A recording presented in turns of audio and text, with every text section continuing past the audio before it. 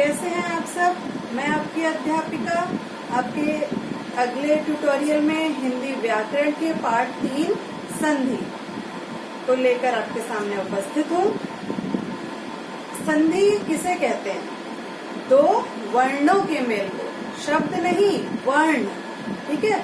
दो शब्दों नहीं बोलेंगे आप, दो वर्णों के मेल को कहते हैं संधि, ठीक है। जैसे आपके सामने मैंने लिख रखा है कि संधि किसे कहते हैं? दो वर्णों के मेल से जो विकार उत्पन्न होता है या परिवर्तन होता है दो वर्णों के मेल से, उसे हम संधि कहते हैं। अच्छा, संधि क्या होता है?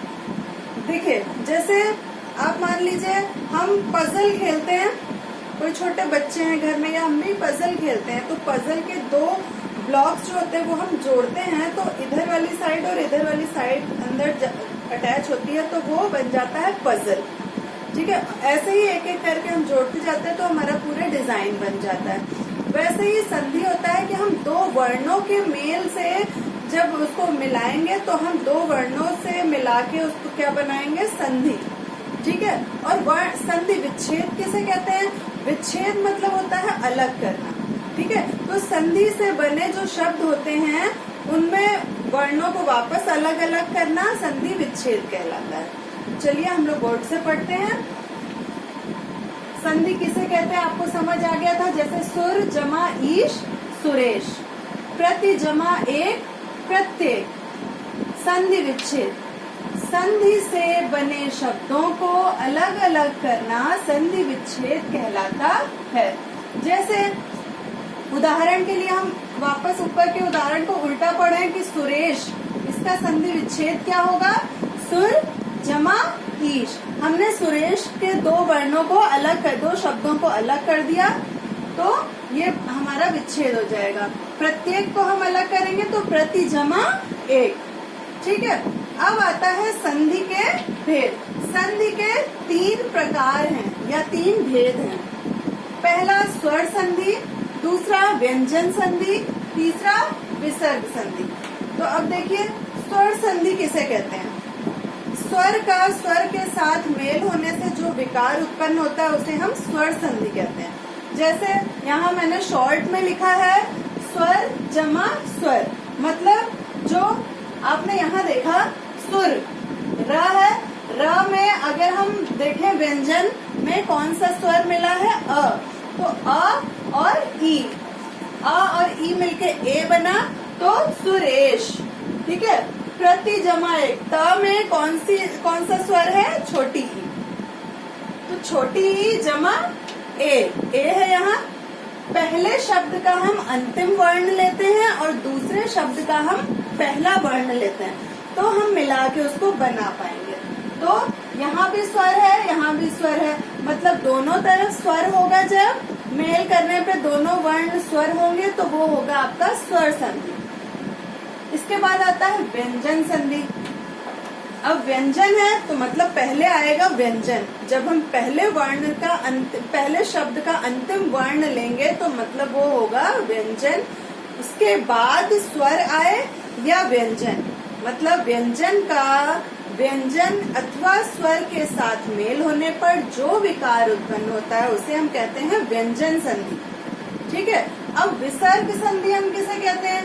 विसर्ग के बाद स्वर या व्यंजन आने पर जो विकार उत्पन्न होता है उसे हम कहते हैं विसर्ग संधि। मतलब विसर्ग संधि में पहले विसर्ग आएगा जमा से पहले और उसके बाद या स्वर या व्यंजन कुछ भी हो सकता है, ठीक है। तो वो होगी आपकी व्यंजन संधि, ठीक है। समझ आया? आज के भाग में हम इतना ही पढ़ेंगे, उसको एक बार रिवाइज करते हैं। संधि किसे कहते हैं? दो वर्णों के मेल से जो विकार या परिवर्तन होता है उसे हम संधि कहते हैं। जैसे गण जमा ईश गणेश, ठीक है, या इति जमा आदि इत्यादि, तो ये क्या हो गया आपका? संधि। अब संधि विच्छेद किसे कहते हैं? संधि से बने शब्दों को अलग अलग करने की प्रक्रिया संधि विच्छेद कहलाता है। जैसे हम एक शब्द लेते हैं कि विद्या विद्यालय, ठीक है, विद्यालय लिया तो विद्या जमा आलय, ठीक है। या हम ले कि हम कहते हैं महौषधि, महौषधि का संधि विच्छेद क्या होगा, महा जमा औषधि, तो ये हो गया आपका संधि विच्छेद। संधि विच्छेद के भेद कितने हैं या प्रकार कितने हैं, तो 3 है। पहला स्वर संधि, दूसरा व्यंजन संधि और तीसरा विसर्ग संधि। स्वर का स्वर के साथ मेल होगा तो वो स्वर संधि, जहाँ दोनों तरफ स्वर होंगे। व्यंजन संधि, पहला व्यंजन होना चाहिए, दूसरा स्वर या व्यंजन कुछ भी हो सकता है, मतलब व्यंजन का मेल स्वर या व्यंजन किसी के साथ भी हो सकता है। विसर्ग संधि, विसर्ग में पहले विसर्ग आना चाहिए, तो विसर्ग के बाद स्वर या व्यंजन कुछ भी आने पर जो विकार उत्पन्न होता है उसे हम विसर्ग संधि कहते हैं। इतना आज हम पढ़ेंगे। अगले ट्यूटोरियल में हम स्वर संधि पढ़ेंगे, उसके भेद पढ़ेंगे, ठीक है। संधि ध्यान से समझिएगा, थोड़ा थोड़ा लेके चलेंगे, लेकिन आपको ध्यान से समझना पड़ेगा, राइट। आज के भाग में इतना ही। एक बात, सबको डाउट क्लासेस जरूर अटेंड करनी है, सिर्फ पहला सेशन उसका अब आपका कंटिन्यू है। पहले सेशन में सब बच्चों को आना है, अपना डाउट क्लियर करना है, ठीक है। तो फिर अपना ध्यान रखिए, घर पर ही रहिए, तब तक के लिए धन्यवाद।